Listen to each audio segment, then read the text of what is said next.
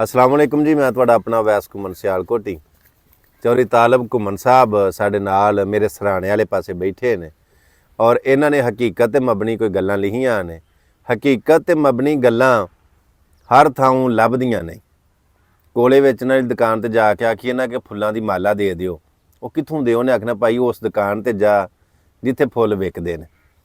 सो जिथों सौदा ਜਿਹੜੀ ਦੁਕਾਨ ਦੇ ਉੱਤੋਂ ਵੀ ਲੈਣਾ ਉਸ ਦੁਕਾਨ ਦੇ ਉੱਤੇ ਸਾਨੂੰ ਜਾਣਾ ਪਏਗਾ। ਘੁੰਮਣ ਸਾਹਿਬ ਨੇ ਹਕੀਕਤ ਦੇ ਉੱਤੇ ਮਬਨੀ ਜਿਹੜੀਆਂ ਗੱਲਾਂ ਲਿਖੀਆਂ ਨੇ ਉਹ ਸੁਣਾਉਂਦੇ ਨੇ ਤੇ ਸੁਣ ਕੇ ਕਮੈਂਟ ਦੇ ਵਿੱਚ ਦੱਸਿਆ ਜੇ ਕਿ ਤੁਹਾਨੂੰ ਚੰਗੀਆਂ ਲੱਗੀਆਂ ਨੇ। ਜੇ ਚੰਗੀਆਂ ਲੱਗਣ ਤੇ ਅੱਗੇ ਸ਼ੇਅਰ ਲਾਜ਼ਮੀ ਕਰ ਛੜਿਆ ਜੇ, ਨਾਲੇ ਆਪਣਾ ਕਮੈਂਟ ਦੇ ਵਿੱਚ ਇਜ਼ਹਾਰ ਜ਼ਰੂਰ ਕਰਿਆ ਜੇ। ਜੀ ਘੁੰਮਣ ਸਾਹਿਬ, ਅਸਲ 'ਚ ਤਾਂ ਗੱਲ ਇਹ ਵੇ ਕਿ ਘੁੰਮਣ ਭਰਾ ਤੇ ਛੋਟਾ ਹੈ ਵੀਰ, ਆਪਣੇ ਦਿਨ ਦੇ ਮੁਤਾਬਕ ਆਜ਼ਾਦ ਸਾਹਿਬ ਲਿਖਿਆ ਜੀ। ਪਹਿਲੀ ਤਾਂ ਆਪਣੀ ਦਾ ਝਾੜ ਦੱਸਣਾ, ਲੋਕਾਂ ਦੀ ਬਾਹਰ ਨਿਕਲਦੀ ਤੇ ਕੀ ਕਰੀਏ। ਉਹ ਤਾਂ ਮੈਂ ਲਿਖਿਆ ਗੱਲ ਮੈਂ ਸੁਣਾਵਾਂ ਤੁਹਾਨੂੰ ਅੱਜ ਕੱਲ੍ਹ ਦੇ ਜ਼ਮਾਨੇ ਦੀ। ਹਾਂ, ਕਦਰ ਨਹੀਂ ਰਹਿ ਗਈ ਮਰਦਾਂ ਦੀ ਇੱਕ ਆਨੇ ਦੀ। ਚੰਗੇ ਕੂਕ ਔਰਤ ਮਰਦਾਂ ਦੇ ਬਰਾਬਰ ਹੋਏ ਨੇ, ਬਗੈਰ ਵਲੀ ਤੋਂ ਨਿਕਾਹ ਇੱਥੇ ਬੜੇ ਹੋਏ ਨੇ। ਮਿਲੀ ਆਜ਼ਾਦੀ ਔਰਤ ਕਰ ਗਈ ਚੜਾਈ ਜੀ, ਇੱਜ਼ਤ ਗੈਰਤ ਮੁੱਕ ਗਈ, ਫੈਲ ਗਈ ਬੇਹਯਾਈ ਜੀ।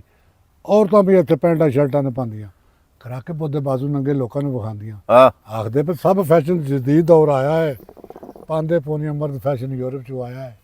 ਰਹਿ ਨਹੀਂ ਗਈ ਔਰਤ ਮਰਦ ਦੀ ਪਛਾਣ ਜੀ। ਦੀਨ ਨੂੰ ਪਿਆਉਂਦਾ ਬੜਾ ਸਖਤ ਨੁਕਸਾਨ ਜੀ।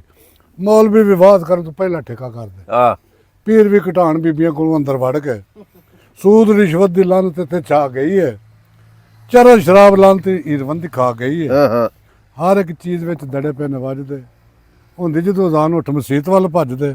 ਨਾਜਾਦ ਕਰ ਕਬਜ਼ਾ ਸਾਈ ਯਤੀਮ ਗਰੀਬ ਦਾ ਖਾਨੇ ਆ ਕਰਨੇ ਆ, ਅੱਜ ਨਾਲੇ ਉਮਰਿਆਂ ਤੇ ਜਾਂਦੇ ਆ। ਜਾਂਦੇ ਆ ਰਹਿਮਾਨ ਕੋਲ ਯਾਰ ਸ਼ੈਤਾਨ ਨੂੰ ਬਣਾਉਂਦੇ ਆ। ਆਉਂਦੇ ਜਦੋਂ ਵਾਪਸ ਛੁਰੀਆਂ ਤੇਜ਼ ਕਰਾਉਂਦੇ ਆ। ਪੜ੍ਹਦੇ ਨਮਾਜ਼ਾਂ ਰੱਖ ਦਾੜੀ ਅਤਰ ਵੀ ਲਾਉਂਦੇ ਆ। ਤੱਕੀਏ ਦੀ ਢੋਲ ਲਾ ਕੇ ਹੱਥੀ ਤਸਬੀਹ ਵਹਾਉਂਦੇ ਆ। ਹਰ ਇੱਕ ਬੰਦੇ ਕਾਰੋਬਾਰ ਚਲਾਈ ਹੋਈ ਪਾਈ ਹੈ, ਮੱਥੇ ਤੇ ਮਰਾਬ, ਸਿਰ ਤੇ ਟੋਪੀ ਸੂਫੀਆਂ ਵਾਲੀ ਪਾਈ ਹੈ। ਅਦਲੀਆ ਇੰਤਜ਼ਾਮੀਆਂ ਦੀ ਹਕੂਮਤ ਨਾ ਵਧਾਈ ਹੈ।